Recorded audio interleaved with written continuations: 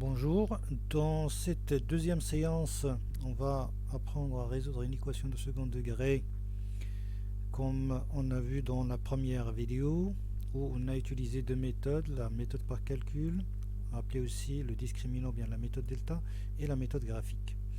L'équation qu'on va étudier est une équation de la forme ax carré plus bx plus c égale à 0. Dans cette deuxième séance, on va se limiter au cas où delta est égal à 0. Le discriminant delta est égal à 0.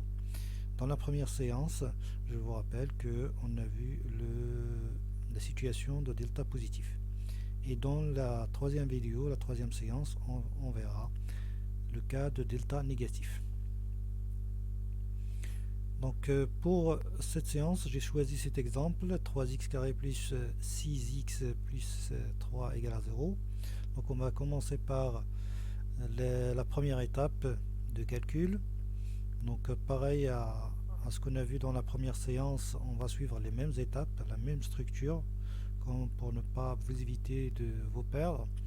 Donc ça sera toujours la même méthode, mais les résultats et les solutions seront différentes. Si vous n'avez pas encore visionné la première vidéo, je vous incite et je vous encourage à visionner la première séance pour voir le premier cas. Donc je note l'expression générale de cette équation de second degré qui est de la forme ax carré plus bx plus c égale à 0. Là, notre exemple, on le note juste en dessous et on peut remarquer que 3 est égal à a, b égale à 6 et c égale à 3. Parce que devant le x carré, on a un coefficient a et devant le x carré en bas, on a 3, donc a égale à 3, par identification de coefficient. On a plus b et en bas plus 6, donc b égale à 6. Et pareil pour la constante c égale à 3. Donc on a bien identifié les trois coefficients qu'on va exploiter par la suite dans la deuxième étape pour calculer le discriminant delta. La formule de calcul de delta, c'est la même, donc b carré moins 4 fois a fois c. On va remplacer dans cette expression donc b par 6, on a 6 au carré, moins 4 fois a qui est égal à 3 et on remplace c par 3. Le résultat des calculs donne 36 moins 36, donc le résultat est nul, c'est un delta égale 0. Dans ce cas, le nombre de solutions c'est 1, il y a une seule solution. Certains mathématiciens parlent d'une solution double, c'est-à-dire une seule mais trouvée deux fois. Donc nous on peut utiliser les deux expressions, soit double solution ou bien une seule solution, et on va voir comment la calculer. En fait, la méthode est la même que ce qu'on a vu dans la première séance. Les formules sont les mêmes.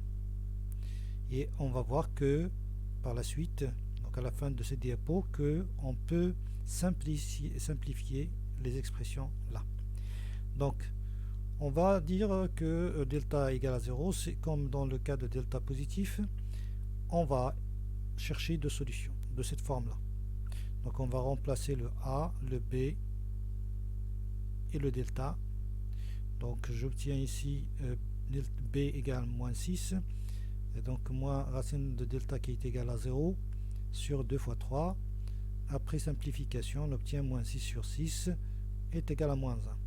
De même pour la deuxième solution, donc on a moins 6 plus racine carrée de 0 qui est égal à 0, divisé par 2 fois 3, après simplification, on trouve moins 1.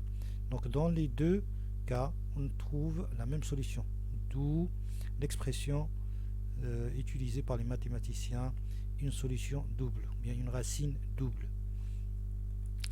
On peut simplifier en fait les deux expressions, ou bien les deux formules de x1 et de x2, et les combiner en écrivant x égale à x1 égale à x2 égale, donc à la place de plus ou moins racine de delta, parce que delta est égal à 0 dans notre cas. Donc delta égale à 0, ça veut dire que tout ce terme disparaît et on obtient la même expression qui est la suivante. Cette expression sont la racine delta dans les précédents. Donc en annulant delta est égal à 0, on élimine ce terme donc qui est sous la racine et on obtient moins b sur 2a. Donc pour exprimer l'ensemble des solutions, on a vu que x1 est égal à moins 1, x2 est égal à moins 1 et x, il y a une seule solution, ou bien si calculer deux fois, x égale à x1 égale à x2 égale à moins 1 et l'ensemble des solutions s égale à moins 1. Donc on a fini la première méthode par calcul, on passe maintenant à la méthode graphique. Donc on va représenter la fonction f qui correspond au premier au membre gauche de l'équation qui est égal à 0. Donc f de x égale à 0. Pour résoudre cette équation graphiquement, il suffit de tracer la courbe de la fonction f, c'est-à-dire 3x carré plus 6x plus 3. Ensuite, chercher les points d'intersection avec une autre fonction qui est égale à 0, c'est-à-dire y égale 0 ou bien g de x égale 0.